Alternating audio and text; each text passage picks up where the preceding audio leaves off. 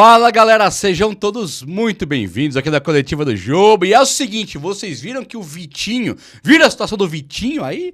O jogador livre no mercado de futebol que nós temos agora que trocar essa ideia. Hoje tem a rodada do Campeonato Brasileiro de São Paulo, pega o Inter lá. Um São Paulo Futebol Clube que já esboça um time e tem um monstro que já aparece nos treinos do Tricolor. Eu quero trocar uma ideia com você sobre isso e sobre tudo também que está rolando no seu, no nosso Tricolor Paulista. Vamos juntos, chega junto comigo aqui, vamos falar de tudo. E o Miller, ponta esquerda, campeãozaço, bicampeão do mundo pelo São Paulo, ele testou o limite agora aí da inteligência, hein? Que foi isso aí, Millerzito? Olha aqui, chega comigo, olha aqui. Vem no like aí, vamos juntos, sejam todos muito bem-vindos aqui. Chega nesse like pra dar essa moral no vídeo, que é muito importante pra mim, pra você nem tanto. A não ser que amanhã pra você o vídeo volta, mas você vai ter coisa que vem ficar com as novidades aqui. Então chega nesse like, vem comigo, se inscreva aqui no canal e tamo junto. Valeu, meu povo! Deixa eu começar com o Miller. Eu não vou ler a matéria inteira, obviamente, né? Porque também, né, meu? Também sou filho de Deus. Igual você, também sou filho de Deus, né? Não vou ficar lendo o Miller. O Miller, assim, baita jogador. Agora o Miller, quando ele começa a falar, eu falo, rapaz, eu não vou não, hein? Quando ele começa ali, eu falo, não vou não, né? Não vou, é pra cá que ele tá indo, eu vou pra cá, entendeu? Com todo respeito, ídolo de futebol, não ídolo meu, não, de você aí pode ser, não me interessa. Aquele lance do Cruzeiro lá me causou um pouco de afastamento do Miller. Agora, ele dá uma entrevista, sei lá o que ele falou, eu sei que tô vendo aqui, ele coloca assim, ó. A matéria, Miller detona gringos do São Paulo, os gringotes, Caleri, Arboleda, Alan Franco, os gringos. Os que não são brasileiros, né? E ele fala assim, ó, tem 9. Um pior que o outro. Ai, Miller, tem que ter limite, cara. Tem que parar e pensar. Ó, tem um bagulho aqui, ó, aqui dentro, aqui, ó, que serve pra pensar, entendeu? E pra falar, convém você pensar antes. Pensou, falou. E pra pensar também, se você tiver com muita dúvida, segura na mão de alguém aí, ó, me ajuda a pensar aqui. Liga pra alguém e escreve antes. Não é possível. Não é possível. Nossa, que nubice, que burrice. 9 gringos no São Paulo. Joga nada, um pior que o outro. Alan Franco joga mais que todo mundo. Arboleda joga mais que todo mundo. Bobadilha tá jogando bola demais. Ferrarese está jogando bola demais. Já falei 4. Enzo Dias não é nenhum primor, mas está jogando bem. Não é horroroso. Eu falo 50. Sem pensar aqui, eu falo 50 piores que o Enzo Dias que passaram pelo tricolor do Júnior pra cá. 2005 pra cá eu falo 50 piores do que o Enzo Dias sem me esforçar. Tudo bem que teve Mena, que também era gringo, Clemente Rodrigues, mas tivemos Lino, tivemos aí laterais assim, tipo reserva de Reinaldo, sabe? É muito jogador ruim mesmo. Dá pra falar 50 piores do que o Enzo Dias. Então eu falei 5, 4 excelentes e um que é o Enzo Dias, que é bom. Né? São 5.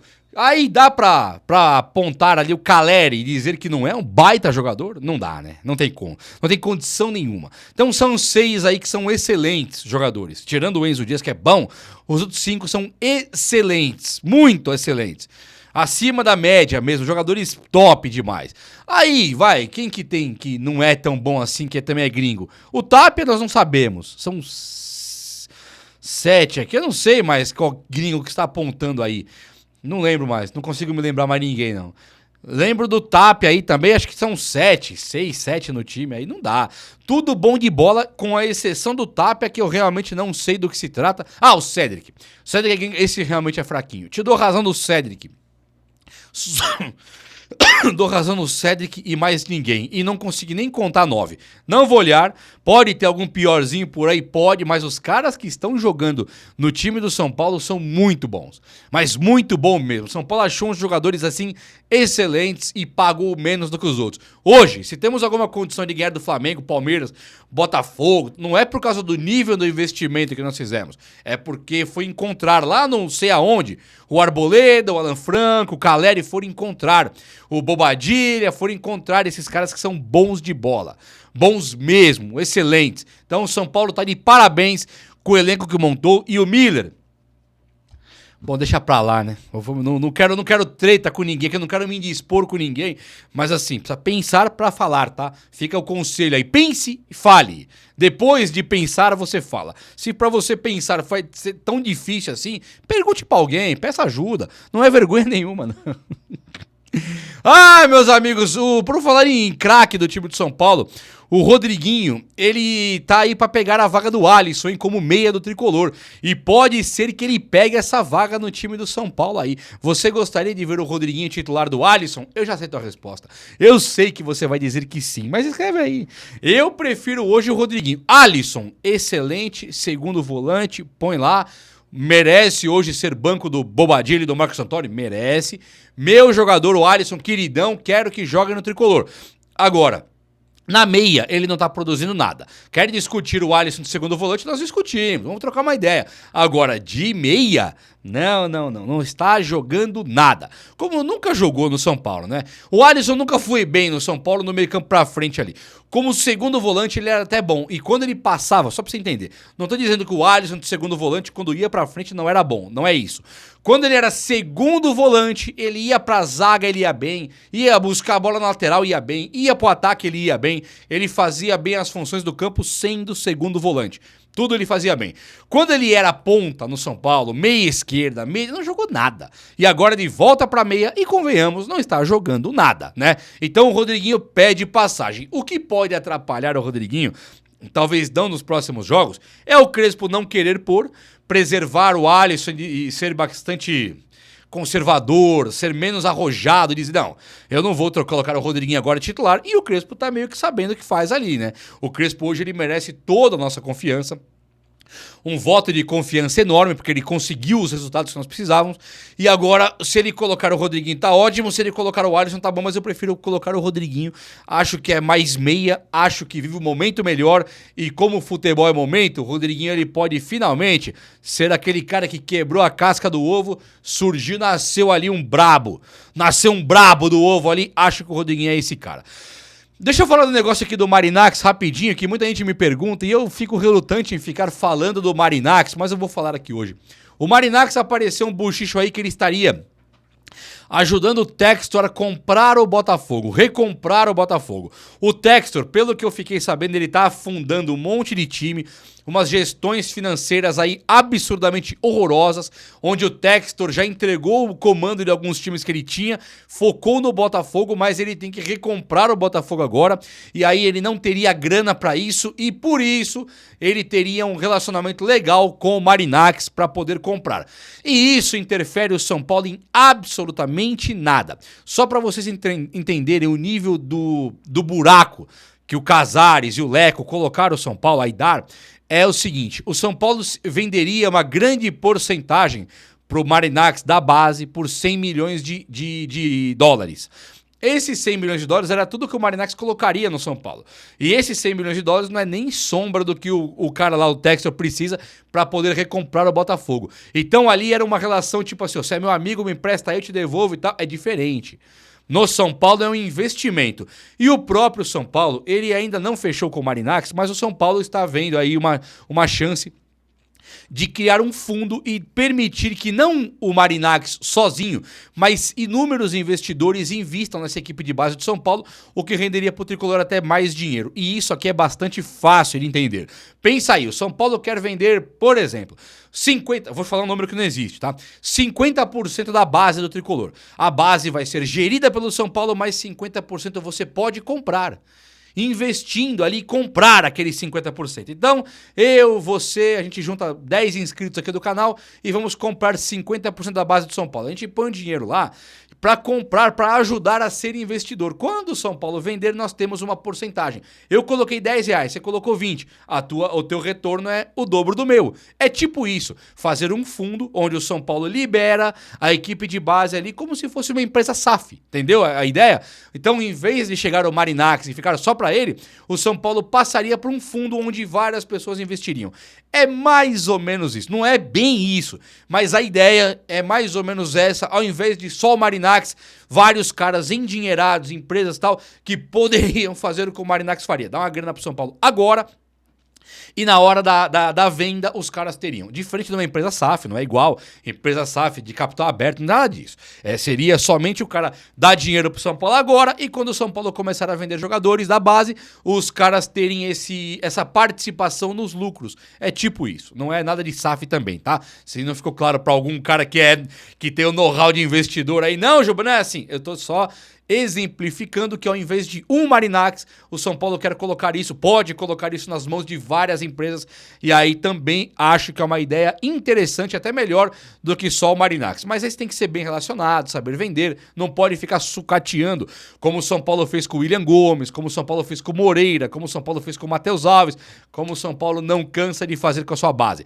O São Paulo sucateia a base, e isso pra mim é absurdo, é ridículo, é uma vergonha até levar em consideração que o São Paulo está desvalorizando sua própria base. Mas esse fundo pode acontecer agora, beleza? Então, Lucas Moura ou Luquinas. Sabe o que está acontecendo com o Luquinas, o Lucas Moura, o guerreiro da camisa 7? Ele é 7 no São Paulo, hoje é 7, né? Não sei qual é a camisa do Lucas, não me interessa, não ligo pra isso. Mas quando eu jogava o In-11, eu ligava. O Henry era 14, o Zidane era 21, o Vieira era 32, isso eu lembrava. Agora, hoje em dia, isso pra mim importa pouquíssimo. Mas o Lucas Moura, sabe o que aconteceu? Treinou no time de São Paulo e deixou muita gente incrédula. Vou explicar. Molhar as palavras, né?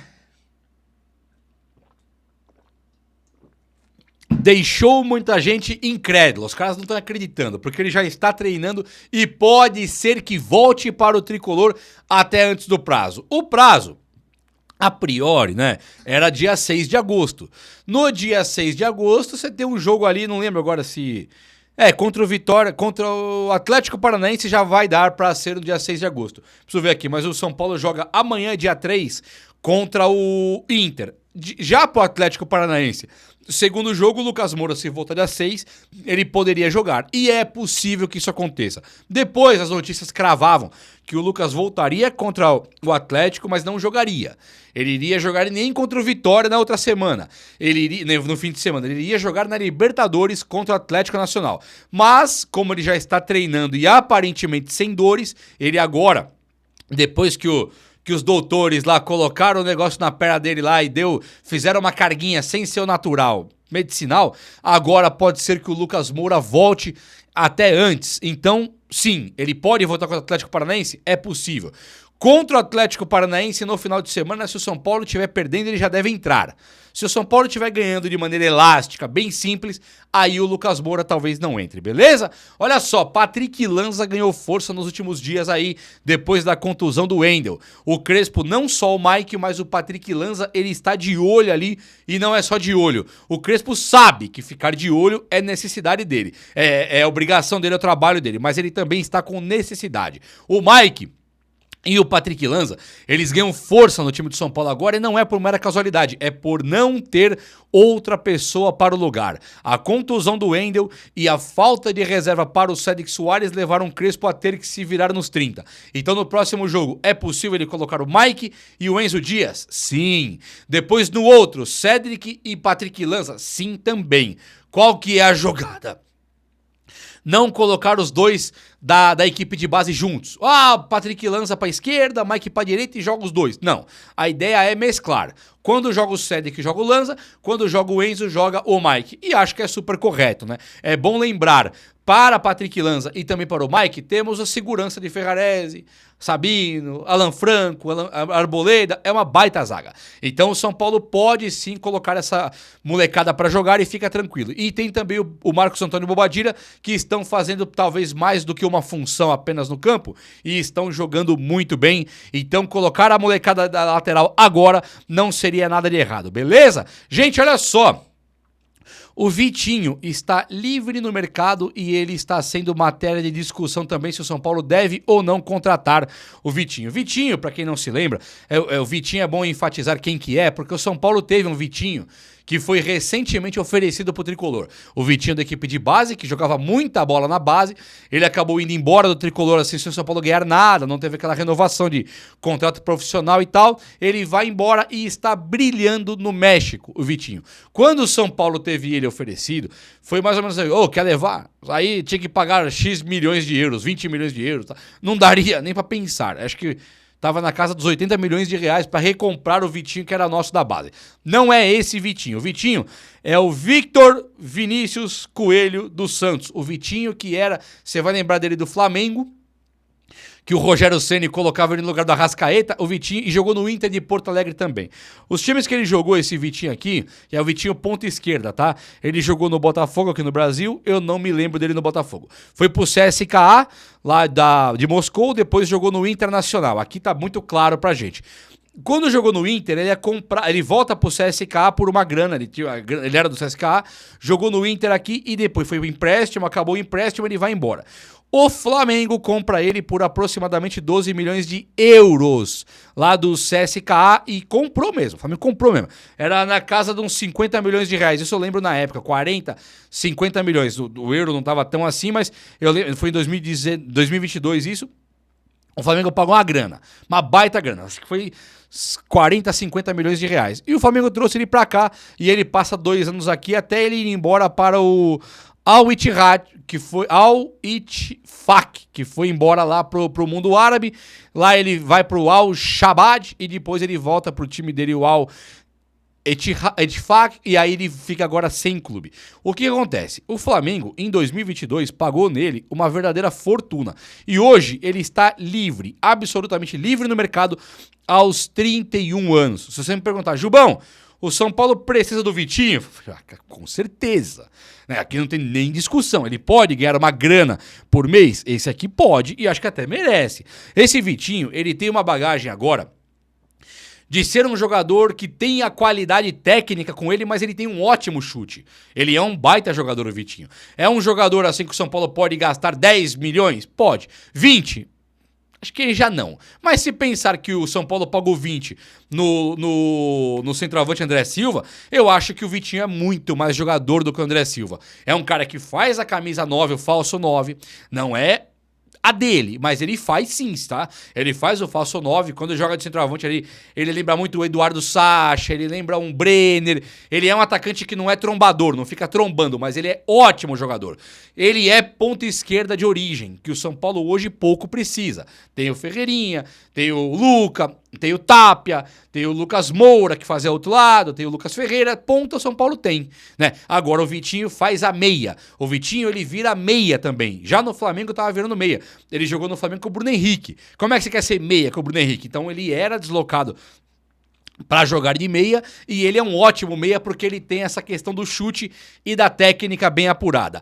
Aqui eu iria para cima. O Vitinho tem 31 anos, é um baita jogador de bola e está sem clube, livre no mercado. Será que o São Paulo, que não tem grana em caixa, não poderia fazer um investimento no Vitinho? As notícias cravam que o Vitinho, ele já despertou o interesse de alguns clubes aqui do Brasil. Só que os clubes já investiram também e contrataram demais. Quem que não contratou? Foi o São Paulo. São Paulo trouxe aí de graça o Tapia, trouxe de graça o Dineno, e o Vitinho é um jogador brasileiro que não ocuparia espaço de gringos aqui no Tricolor e ainda tem a questão de chegar pronto para jogar. Para mim, chega e pega a titularidade hoje, que é do Alisson, disputa com o Rodriguinho, seria um baita jogador onde o próprio Oscar teria que disputar a função com ele, porque o Rodriguinho é classe A. E se você entrega um contrato de 3 anos para ele, eu acho que ele daria conta do recado e o São Paulo ficaria tranquilo para os próximos anos com esse jogador aí. É ou não é? Fala comigo o que você acha aí. O vídeo de hoje foi esse. Eu espero que você tenha gostado. E se você gostou, chega nesse lacão. Tamo junto. Um abraço, meus amigos. Até a próxima. Valeu!